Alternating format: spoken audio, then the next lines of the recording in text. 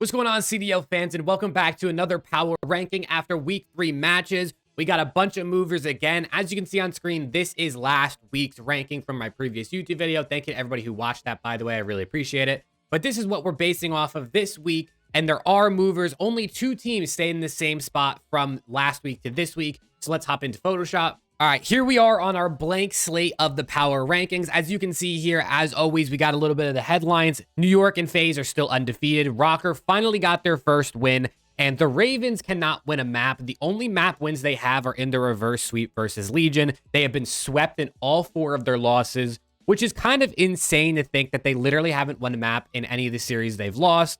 And that is very quickly displayed on the rankings, as I have them down at 12. Down 1 spot from last week as the worst team in the rankings. I think this is to no one's surprise. Obviously, they played with TJ Halley instead of Real this week as a temporary substitute. TJ honestly looked pretty decent. He was probably their second best player behind Gwyn in this series that they played over this weekend.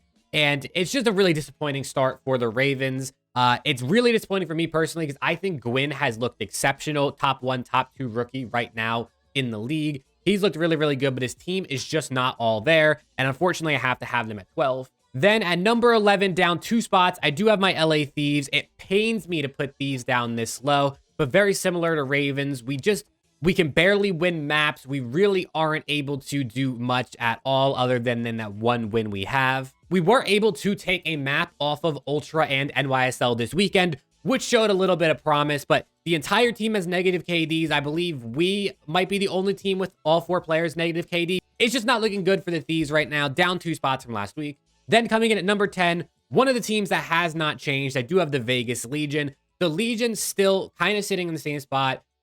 They nearly swept Optic and ended up getting reverse swept, and then they also kind of got dominated by Atlanta FaZe. The Legion are a team that, despite not really winning matches, they are 1-4 or 1-5 at this point.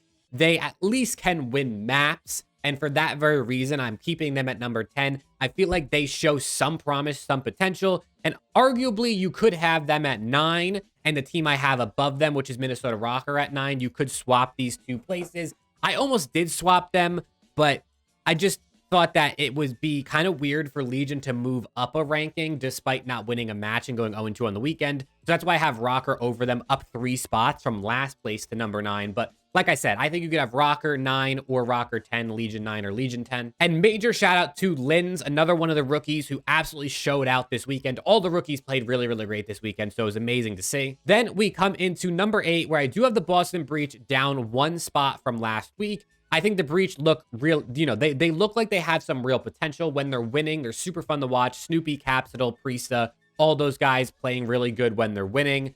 And I think this Breach team is a team that has the potential. They just got to find some consistency, work out some of the kinks in the different game modes. But I do think this Breach team can be fighting in this top 8 all season long. Then coming in at number 7, up 1 spot from last week, it is the LA Gorillas. I mean, LA Gorillas continuing to show week after week that they're able to compete and they can be one of the better teams in the league. I don't really know much else to say about LAG. They're going to be a team, I think, all year long that's very hard to predict how they're going to do, because even when they're losing, their maps are super close, in my opinion. I mean, even their loss versus Subliners, loss versus FaZe that they've had throughout these weeks, they've kept the maps pretty close, which is pretty unexpected, I guess, for a team going up against top 4 teams like those guys.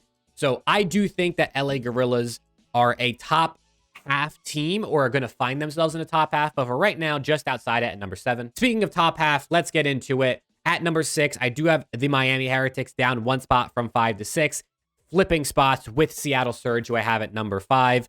These 2 might flip spots a lot. The Heretics, some people might even have them lower. People are calling them frauds. I'm not ready to put them in that category and drop them too low just yet. They are still a positive win-loss record, right? They're 3-2. We'll see how they do in their upcoming weekend. I believe they're playing LAG and FaZe this coming weekend. So I think that's a really good, or not FaZe, Optic, really good testament to how good they're going to be, will be this coming weekend.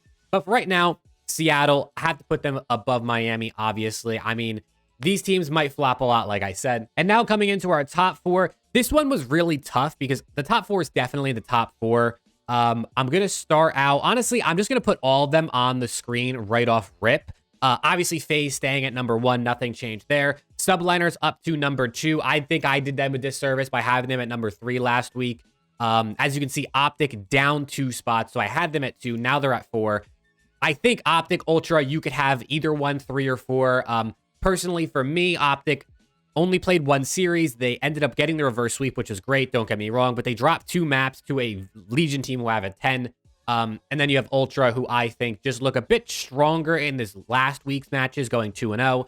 So that's why I have them hopping over Optic. But like I said, Subliners, I think I did a disservice. They probably should have been 2 after last week. And I definitely think they've solidified themselves and FaZe as the top 2 teams in the game right now after 3 weeks. But this is the power rankings for post week 3 as we head into week 4. And then after week 4, we head into Major 1.